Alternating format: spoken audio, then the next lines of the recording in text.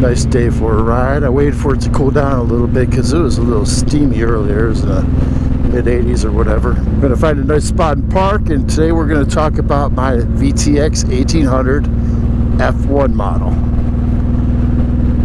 I think this was started in 2005. They came up with the VTX1800 F model,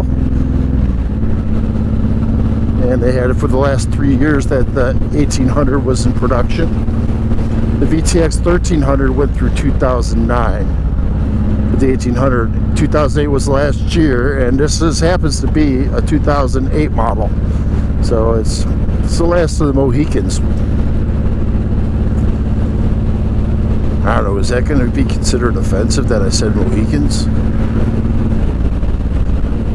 I don't know, man. I'm going to have to be careful about that. They have some social justice warriors up my ass. Anyway, I wanted to talk about it today, you know, go over some of the specifications, talk about why I bought it, talk about what my mindset was on making a decision on what bike I was going to get and why I chose this bike. So when it came to getting a bike, I had previously owned a Honda V45 Magna. It was a 750 model. It was actually 748 cc's because back in the day, Ronald Reagan had worked with Harley Davidson, and they put a large tariff on motorcycles that were greater than, that were 750 cc's or greater. So to find a little loophole, you know, Honda made it 748 cc's, and so I had one of those. That was my first bike. It was a starter bike. I don't know if it was that good of a bike to start on as a beginner, but I can tell you this, it turned out to be a magnificent bike for me. I loved every second of that bike, you know. When I first got on it though, you know, not having much street experience at all. I mean, when I was a kid, we had a 125 Enduro, but you know, that bike was mostly for the woods, and I didn't have a license to ride it. But I'd take it out in the streets sometimes, you know. And if the cops showed up, it'd be right into the woods, and it'd be, see you later. So long story short, I got on this bike. I'm not gonna lie, it was a little sketch a few times. You know, I didn't have much experience on a bike, and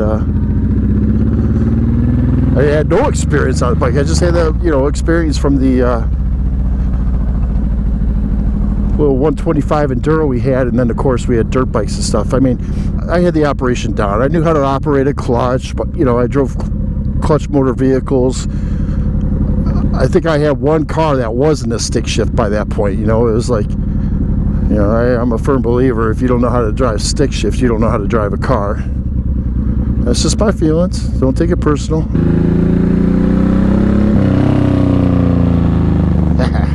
Sounds all badass. I got on that Honda V45 Magna, and I literally rode the crap out of it. I think I put like 15,000 miles on it in like 3 years. It was pretty comfortable on it. I had it down pretty well, and it was kind of beat. I mean, when I got it, it had like 45,000 miles on it, and the head bearings were shot, man.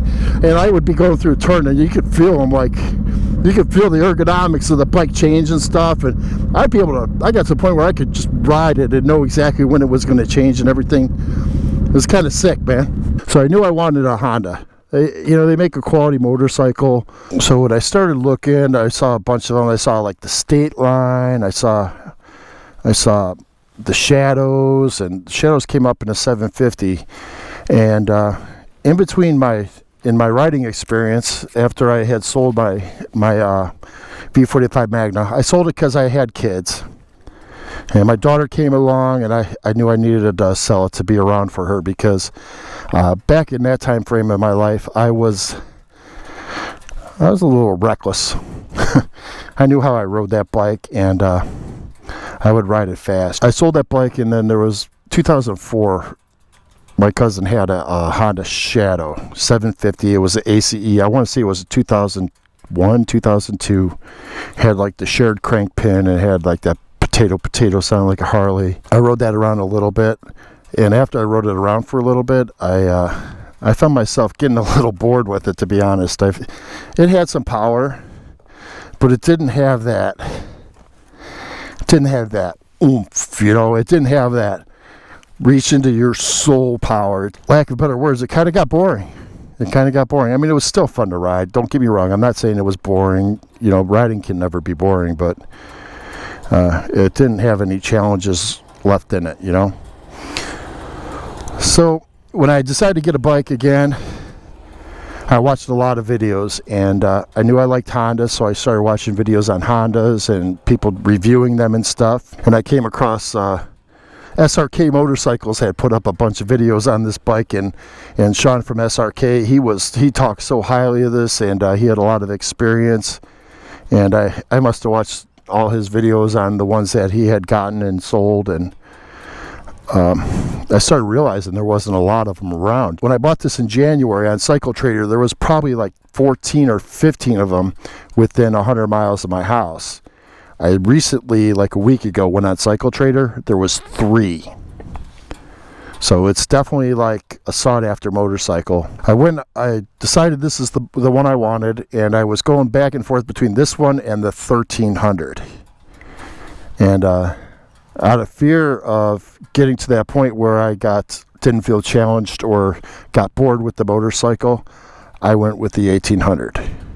To be honest, it probably wasn't my wisest decision, because this bike is big. It weighs 774 pound curb weight. I hadn't been on a bike for 15 years. So once again, it got sketchy.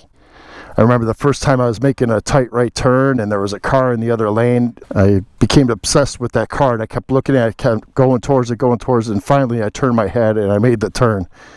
But I thought I was going to hit the side of the car, and that was like the first time I rode it, you know. I didn't really tell anybody about it, but sorry, Mom. Shit. I've gotten used to it. I'm up to about 2,400 miles I've put on it, and I'm getting really comfortable on it now, and I got to respect it.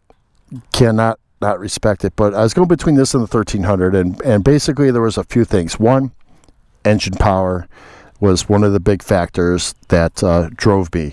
The other things I liked about this one compared to the VTX 1300 was that this has a hydraulic clutch. You have a hydraulic clutch cylinder instead of a cable, and instead of having just a single disc brake in the front, it has dual disc brakes, and it's a linked braking system. So it has a single disc in the rear, dual disc in the front, and when you push on the brake, it has a valve in it. I mean, if I'm going around a tight turn like that, I can drag that brake a little bit and steady the bike out. But if I'm coming to a stop and I'm pushing on that pedal, it has a proportioning valve that applies brake pressure to the front pedals as well. There's 6 pistons in the front, and I think there's 3 pistons in each caliper in the front for a total of 6, and then there's two pistons in the rear caliper. As we all know, front braking is where it is on a motorcycle. You got to do progressive braking. You don't want to just lock it up, but a lot of times that rear brake comes in handy on this bike, and I really like that. The other major thing I liked about this motorcycle compared to the VTX 1300 is that it is fuel injected, which I think is great. I don't have to worry about a choke. We have easy cold starting, easy starting. I never have to worry about making any adjustments. I don't have any carburetors to worry about gumming up and getting jacked up. Of course, there's fuel injectors I have to worry about getting clogged, but it's again, that was a maintenance thing. It actually is 1,795 cc's, or 109.5 cubic inches. It's a 52-degree V-twin. My daughter has a 2014 Nissan Sentra, and it has an 1800 in it, 1.8 liter. And I told her, my motorcycle has the same engine your car does, same size, but 2 pistons. So each piston's pretty good.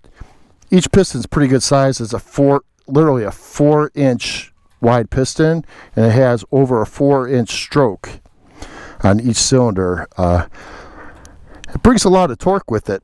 Compression ratio is 9-to-1, which makes this bike stock 107 horsepower and 120 foot-pounds of torque. And that's stock. I have a Vance & Hines on it. I'm going to be doing a reveal on it. I think it has a fuel management system on it. I don't know. I've actually never taken the seat off. I didn't really investigate what's under there. The bike was so clean, I just kind of took for granted that things were in order with it, you know. It does have a 5-speed transmission. Look at that big ass clutch it has in there. And then it's shaft drive. What I like about shaft drive is I don't have any chain maintenance. I don't have to worry about dicking around with the chain. I don't have to worry about buying a belt later on. Basically, I can just change, when I do an oil change, I'm going to change that. I haven't even done an oil change on this. When I got it, they said they did an oil change. I looked at the oil. I was confident that they had changed the oil because it was nice and clean. It didn't have any smell to it. It looked like fresh oil, you know. And it just seemed like it was so well maintained. I mean, it had 2,700 miles on it, and it is literally a very clean bike. There had a little bit of water spots. Could have been a little more careful when I was cleaning it. I could have got that spotless, but it's pretty damn close. I got caught in the rain, so I had to wash it up. It was pretty filthy. But my cousin's a detailer, and he had put a ceramic sealant on everything, and pretty much everything just sheds right off of it. Of course, look at that. I need to get in here, clean this up here, because that is hot. It's freaking hot, man. I should have touched that. So I ended up with an F model. I was pretty much open to which model I would get. There's like 5 different models of this motorcycle and lots of different color schemes. So the options are pretty much unlimited that were available back in 2008. But I came across this one. It was an F model. I like the F model. It was meant to look more sporty and have like that muscle cruiser type look. They put the lower profile tires on it and then have those big spoked rims like that. They're pretty nice. Those are kind of a pain to clean, but it's worth it. Bike is not stock. I bought it the way it is, and it came with the Vance & Hines exhaust on it. And like I said, I'm gonna do a reveal video. I'm gonna open up the seat and take all that off and take a look and see what kind of fuel management system is on it. I have to believe it has some kind of management system on it because of the exhaust and the way it has no deceleration backfire. It seems like it's tuned perfectly. So I'm so happy with it. I can't even tell you. I mean, it runs great. It goes. These are quick too. I mean, the top speed on them isn't all that impressive. It's not a sport bike, and I don't think I'd want to go any faster than the top speed on it. Its top speed's 125, if I'm not mistaken. And it's quick off the line. You know, it's got a lot of torque because of that big long stroke. So it goes 0 to 60 in 3.6 seconds. And it does a standing quarter mile in 12.6 seconds. And it's like 110 miles an hour. Again, I think those are the stats, but correct me in the comments if I'm wrong. There was a lot of bikes out there I could have chose from, but I really had my heart set on a Honda. I just, you know, I was sold after I bought that Honda V45 Magna. Like I said, it was ratty. It had been dumped a couple times. It had like dents in the gas tank up there from the turn signal whacking it, and the steering head bearings were shot. It was ratty, but it still rolled. You know, I changed the oil in it a couple times, and towards the end, the clutch master cylinder started giving way. But I'm thinking if I would have just flushed the master cylinder, it would have been like brand new. I love this bike. It's the bike I use for my videos. There's enough bike here that I will definitely not be bored with this anytime soon, you know. A lot of people are like, oh, you should have got a Harley. I've heard that a few times. Should have got a Harley. Should have got a Harley. I'm not going to lie. I would like a Harley. I do like Harleys. I think they're beautiful. But fiscally speaking and financially, this was perfect for me. It fit right into the range where I needed to be. It was affordable. My insurance is not crazy on it. I mean, my insurance is less than $20 a month, you know. Eat your heart out, Prairie Dog 77. I know I was watching one of his videos up there in Canada. He's a Canadian, and their insurance is off the hook. I mean, it's almost, if you were like to fully insure your bike like the standard way without the temporaries insurances, it's like $300 a month. You could ride a brand new Harley for that kind of coin, and you're just paying that to an insurance company, you know. But he has a sport bike, so that might be part of it. The insurance is low on it, and that's another thing I like about it, you know. What other vehicle that goes 0 to 60 in 3.6 seconds can you get insurance for $18, $19 a month?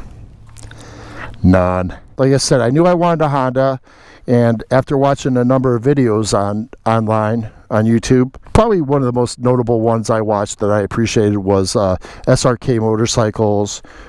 Shiny X Chrome was actually one of the videos that I was watching when I decided that I wanted to get a VTX, because he has a VTX and he was going over his bike, and I was really impressed. I started watching his channel, and I had no intention of doing moto vlogs or videos like this, and he had a contest for a GoPro Hero 4 Silver.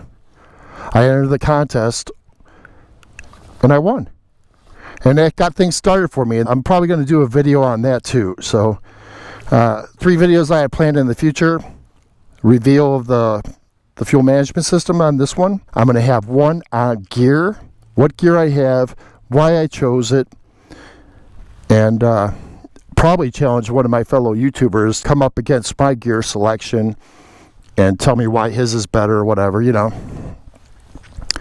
And then I'm going to do another video on, damn it, 50 years old, man, I can't remember jack shit. This is awful. So the 3 videos I have coming up is I'm going to go over the fuel management system on this, take it apart, reveal it. I don't know what's in there, so it'll be as much of a surprise for me as it is for you. Then I'm going to do a gear challenge. I'm going to go over my gear and challenge one of my fellow YouTubers I watch to reveal what gear they have and tell me why they think theirs is better, or you know, why they choose the gear they chose. And then 4th, I'm going to go over how I set my GoPro up and my motovlogging helmet with microphone and stuff. I had some challenges when I was setting up this helmet, and I had to try different mics. I literally tried 4 different or 5 different microphones before I got one that was reasonably good. And sometimes I'm not even happy with this one. But so once again, I want to talk about my bike, tell you why I bought this one, what my choices were, and why I chose them. And I can't tell you, I am so happy with this bike. I love it. I'm going to probably keep this bike forever, keep it in operating condition, and next time I buy a bike, I'll kind of retire this as a collector type bike, I think, because like I said, there's not many 1800s left around. They're pretty powerful, and I think some riders have a little trouble with them for that very reason, you know? I don't know. Anyway, thanks for watching. I will check you all out later. I hope you enjoy.